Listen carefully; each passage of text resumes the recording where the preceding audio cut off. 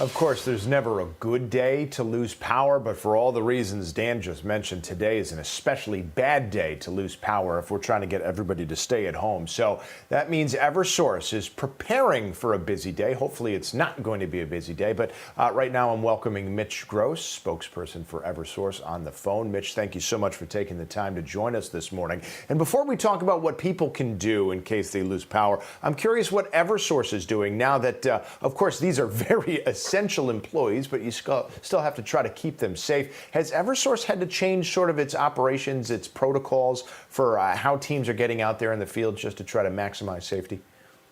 Well, good morning, Tim. The answer to your question is yes. We're operating under what we call our COVID-19 pandemic plan.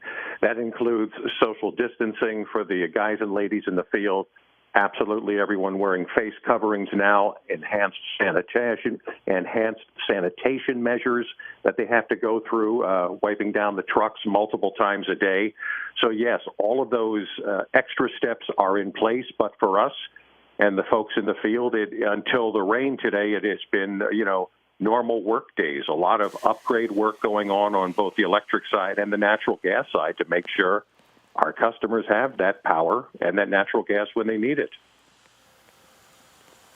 And at least you don't have to drive through snow and possibility of blocked up and slippery roads on a day like today, but it still could get a little treacherous out there if some lines come down.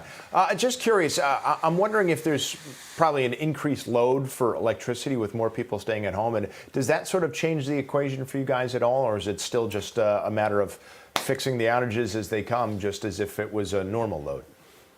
Well, we try to make it as normal as possible. The demand for power, it's interesting.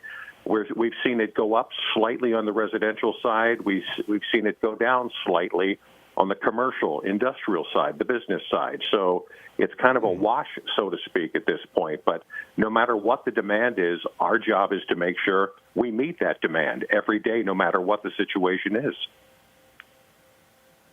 Yeah, interesting that you mentioned that. I didn't think you'd have ready access to them. So that's very interesting to know. Okay, so on to what people need to know. In case they wind up losing power, what's the best way to go about reporting it? Well, of course, as noted in the forecast, winds could be the issue today. Winds pushing the trees into the lines, causing problems. If you lose power, you have multiple ways to contact us. You can go on our website, eversource.com. You can call us at 800-286-2000. There's two-way texting, the Eversource app.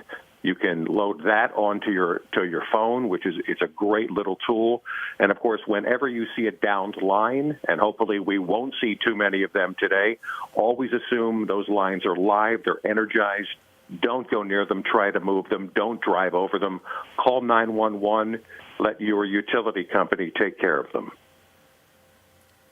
And hopefully, with just the rain out there, there's not going to be a lot of people outdoors to try to encounter anything, any of those sorts of down lines and whatnot.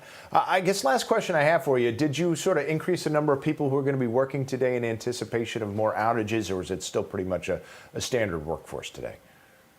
It's pretty much a standard workforce day. However, for days like this, when watching the forecast, and Tim, we always watch the forecasts. We're always planning for events like this. So it's all hands on deck, and we'll be ready to go if needed. And once the guys and ladies are out there, they'll stay on the job as long as it takes to make sure you get your power back. Yeah, knock on wood. As of right now, no real problems in the state. Looking through the Eversource outage map, and let's hope it stays that way.